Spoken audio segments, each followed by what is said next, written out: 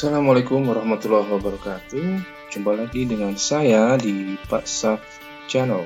Kali ini saya akan berbagi pengalaman mengikuti tes TOEFL ITP Home Sessions. Jadi kali ini saya akan membahas atau mengupas tuntas mulai dari persiapan tes TOEFL ITP Home Session. Jadi nanti Sobat Pak Saf bisa pelajari kira-kira apa yang harus dipersiapkan untuk mengikuti tes TOEFL ITP Home Session ya. Jadi kali ini saya belum membahas masalah atau bagian soalnya, tapi lebih ke bagian teknisnya, karena sesuai pengalaman saya kemarin, bagian teknis tidak kalah penting daripada bagian soal itu sendiri ya. Jadi ada beberapa teman yang sama-sama ikut tes TOEFL ITP yang pada hari H tidak bisa mengikuti tes karena masalah teknis. Oleh karena itu, bagi Sobat Pak Saf yang akan mengikuti tes TOEFL ITP Home Session, silahkan disimak baik-baik karena ini based on my experience supaya bisa menghindari hal-hal yang tidak diinginkan ketika akan mengikuti tes TOEFL ITP Home Session. Oke, yang pertama, ini saya dapatkan dari panitia. Kebetulan saya kemarin ikut tes TOEFL di Pusba Unesa. Jadi teman-teman nanti kalau yang berminat ikut tes di Pusba Unesa bisa cek di Instagramnya Pusba Unesa atau di alamat websitenya bisa langsung ketik di Google Pusba Unesa. Nanti ada prosedur atau tata cara bagaimana mendaftar untuk ikut tes TOEFL ITP di sana. Baiklah, kita mulai dari nomor 1, yaitu perangkat ya. Perangkatnya, spesifikasinya atau speknya adalah Windows dengan OS-nya Windows 8.1 dan 10. Untuk browsernya disarankan menggunakan Google Chrome dan Microsoft Edge ya. Saya kemarin menggunakan Microsoft Edge dan sampai dengan tes berakhir tidak ada masalah ya, jadi tidak ada lag maupun slow load dan sebagainya, itu tidak saya alami. Kemudian pastikan bahwa di PC atau laptop sobat semuanya sudah terinstall .NET Framework minimal versi 4.6. Nanti di bagian bawah ini bagi teman-teman atau sobat Pak Saf yang belum menginstal .NET Framework-nya bisa menginstal dengan tautan yang ada di bawah. Kemudian melakukan cek readiness atau run system check ya. Jadi pihak ITS memperlakukan beberapa syarat tertentu yang harus dipenuhi oleh tester ya, atau kita yang akan mengikuti tes. Salah satunya sesuai dengan pengalaman saya, disarankan untuk tidak menggunakan WiFi dari provider IndiHome. Saya juga tidak tahu kenapa, karena kebetulan di rumah saya menggunakan WiFi dengan provider IndiHome. Jika technical meetingnya atau preparationnya itu oleh panitia disarankan untuk tidak menggunakan WiFi IndiHome, karena hampir semua peserta itu menggunakan WiFi IndiHome. Maka jauh-jauh hari, seingat saya 1 minggu sebelum tes sudah diingatkan bahwa sebaiknya menggunakan provider lain selain IndiHome, bisa Tether maupun pakai LAN juga tidak masalah. Ternyata setelah kita ikuti penjelasannya bahwasanya IndiHome itu tidak bisa atau tidak terdetek oleh pihak ITS atau bagaimana servernya dari ITS tidak bisa mendetek IndiHome. Jadi saya sarankan ketika nanti teman-teman atau sobat Pak Saf akan ikut tes TOEFL ITP Home untuk Serdos maupun untuk beasiswa, silahkan dipersiapkan data ya, atau paket data. Saya alokasikan 10 GB pakai Telkomsel, harganya 60.000 dan lancar, tidak ada masalah, dan sampai selesai tidak sampai habis ya, tidak sampai 5 GB kalau saya sudah lancar dan tidak ada masalah. Nah, bagaimana cara melakukan cek readiness? Di sini sudah ada sudah ada panduannya. Yang pertama, klik di www.etslonline.org. Nanti seperti ini tampilannya, sudah saya klik tadi. Nanti username sama passwordnya itu teman-teman atau sobat WhatsApp dapatkan ketika mendaftar ya. Saya menggunakan alamat email atau jadi nanti pihak proktornya akan menyediakan username dan passwordnya. Oke, kita langsung pilih ke check readiness-nya, sudah saya cek juga. Nah, di sini sistem check, nanti kita pilih ke sini run system check, pilih run system check, kemudian tampilannya seperti ini ya. Ini bisa diabaikan saja. Kemudian kita klik di run check. Ini saya menggunakan WiFi saya. Nanti kita lihat apakah WiFi dari Indonesia itu bisa bisa support apa enggak. Kalau berdasarkan pengalaman ketika tryout seperti ini, WiFi India masih bisa digunakan, tapi ketika hari H atau D-Day-nya itu disarankan tidak menggunakan WiFi dari IndiHome. Oke, ini masih system check is running. Please wait for result ya. Nanti beberapa saat ada hasil yang akan dirilis oleh sistem dari ITS ini terkait dengan kesiapan perangkat kita untuk digunakan mengikuti tes TOEFL ITP home session ini. Ya, ini masih sekarang tes delivery-nya. Ya, sudah dicek. Jadi sekali lagi saya ingatkan untuk sobat semuanya, siapkan paket data yang cukup.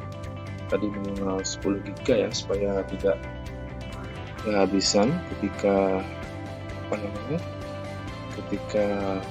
mengikuti tes, karena cukup lama ya, sekitar 2 jam lebih untuk 3 session. Jadi kalau pakai datanya cukup, teman-teman dan sobat WhatsApp semuanya akan tenang ya. Nah, ini sudah keluar hasilnya. Di sini ada catatannya. This device meets all site requirements but may need attention. A secure browser may be required for delivery of the operational test. If needed, be sure to install the secure browser on the device first. Jadi hasil penilaian dari ITS, perangkat saya memenuhi semua persyaratan, tapi secure browser might be required to delivery dan seterusnya. Jadi this browser is not supported.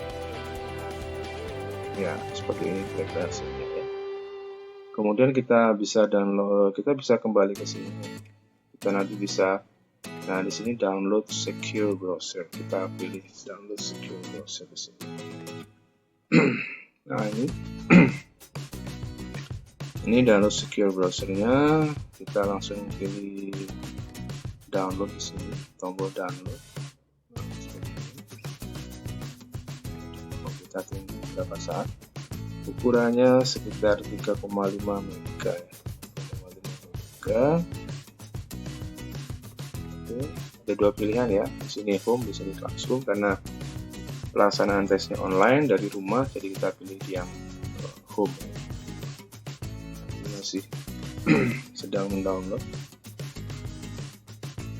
Nanti secure browser ini yang akan kita gunakan mengikuti tes ITP home session ini ya.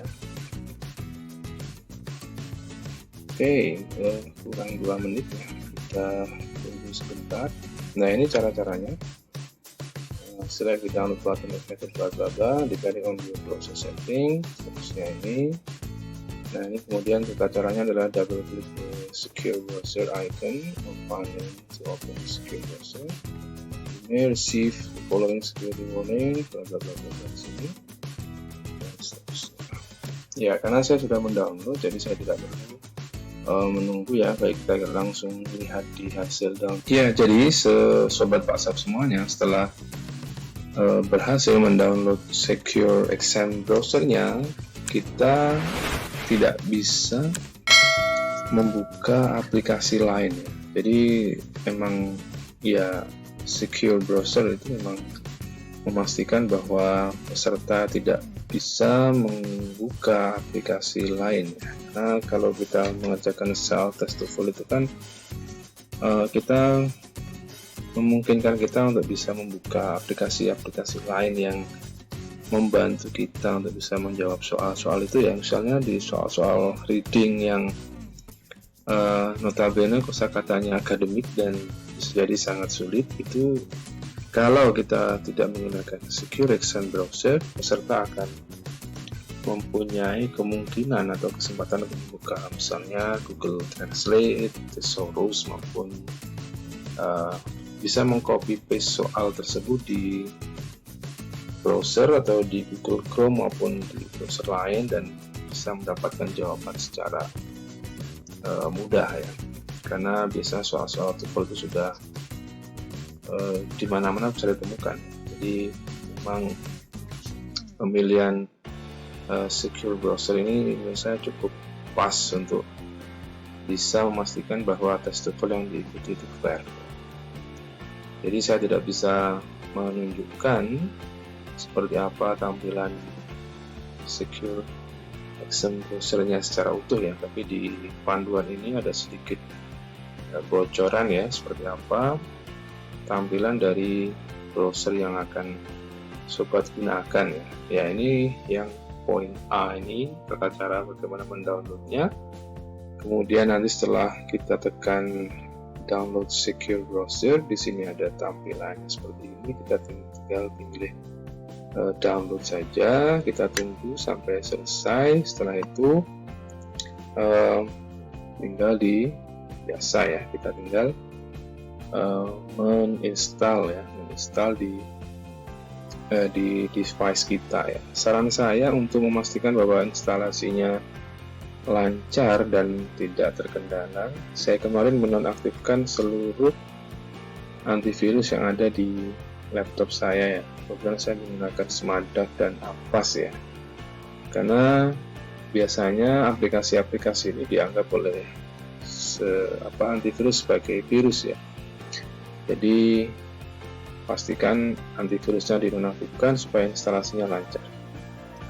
Nah, ini juga disarankan bagi sobat semua yang belum menginstal Microsoft Edge ya, itu bisa langsung menginstal. Di sini diberikan tautan-tautan seperti ini. Caranya gampang sekali, tinggal klik tautannya dan ikuti prosesnya. Bisa tinggal next sampai finish. Berikutnya, nah ini setelah kita membuka aplikasinya, nanti tampilannya seperti ini. Jadi ini adalah tampilan awalnya, ada pilihan classroom dan home ya. Nanti dipilih yang home ya, karena kita melaksanakan tes secara online. Nah, ini ada dua tampilan seperti ini. Ada practice session dan on test day. Ini kita lakukan, nanti kita pilih. Kemarin kita 1 hari ya, hampir 1 dari ujian ya. Jadi di sini ada istilahnya tryout lah ya. Kita mencoba sistemnya seperti apa, lancar apa tidak. Nah, tampilannya seperti apa? Nah, seperti ini ya. Nanti kita tinggal login menggunakan given name, family name, dan birthday. Given name itu kalau di kita nama depan, family name itu nama akhir. Kalau namanya 3 suku kata kemarin itu kita yang middle name-nya kita tidak gunakan. Saya pakai given dan family name. Kemudian ada nama yang tidak bisa login, akhirnya menggunakan nama orang tua, nama ayahnya ya. Jadi yang jelas untuk sertifikat harus sesuai dengan nama yang ada di ID card. Nah, ini sobat semuanya diminta mengisi given name, family name, dan birthday. Kemudian practice check-in sampai congratulations. Ya, apa yang ada di practice check-in itu yang pertama adalah ngecek speakernya oke apa enggak. Yang kedua adalah headsetnya bisa nggak digunakan untuk mendengarkan soal-soal listening ya. Nah, di tes headset itu kita diperdengarkan satu bunyi, kemudian kita diminta memilih jawaban apakah mendengar suara atau tidak ya, yes atau no. Kita jawab yes, otomatis akan dicentang hijau ya, nanti hasilnya seperti ini, centang hijau. Kemudian yang paling paling mendebarkan itu adalah bandwidth check ya. Oke, selain speaker, headphone, ada juga kamera. Yang mendebarkan tadi yang saya jelaskan adalah bandwidth check ya. Kita agak berdebar-debar ya melihat hasil dari bandwidth kita ya. Tapi karena kemarin saya menggunakan tidak menggunakan wifi di home dan saya menggunakan provider yang lain, jadi saya menggunakan Tether kemarin dan alhamdulillah hasilnya congratulations ya, artinya device saya memenuhi semua persyaratan yang disyaratkan oleh ITS. Nah, kemudian ketika sudah muncul congratulations berarti sudah nggak ada masalah, kita tinggal persiapan untuk tes sesungguhnya keesokan harinya. Nah, ini tahapan tesnya seperti ini. Jadi nanti sebelum melaksanakan tes ada Zoom session yang dibuka oleh Proctor. Kita join dengan menggunakan handphone, misalnya setengah jam sebelum Zoom dibuka sudah bisa join. Setelah itu Proctor akan melakukan verifikasi. Jadi sobat semuanya tolong dipersiapkan ID card-nya, bisa KTP, SIM maupun paspor secara lengkap ya. Jadi jangan sampai kita nyari-nyari KTP, paspor maupun SIM ketika kita diminta menunjukkan ID card kita kepada Proctor ya. Selanjutnya juga ada verifikasi lingkungan. Kita diminta memutar layar HP kita untuk menunjukkan bahwa lokasi kita itu aman dan tidak mencurigakan ya, artinya tidak ada joki maupun orang yang memungkinkan kita membantu kita melakukan festival. Berikutnya kita juga ditanya menggunakan internetnya menggunakan apa, bla bla bla. Kita bisa pilih provider apapun kecuali dari website dan awal. Dan juga kita diberikan kesempatan untuk menyiapkan kertas buram ya. Kalau bahasa dulunya itu kertas buram ketika kita mengikuti ujian-ujian sekolah ya. Nah, ini bisa ada dua pilihan ya, bisa menggunakan plastik atau sampul plastik itu, atau bisa kertas buram biasa itu, VS seperti itu. Dipastikan sebelumnya dan setelahnya itu bersih ya. Jadi pastikan penghapusnya masih berfungsi ya. Oke, kemudian peserta kita melakukan login di TOEFL browser menggunakan session number. Session number diberikan H-1 sebelum hari H. Terus kemudian kita diminta mencoba untuk login menggunakan session number tersebut.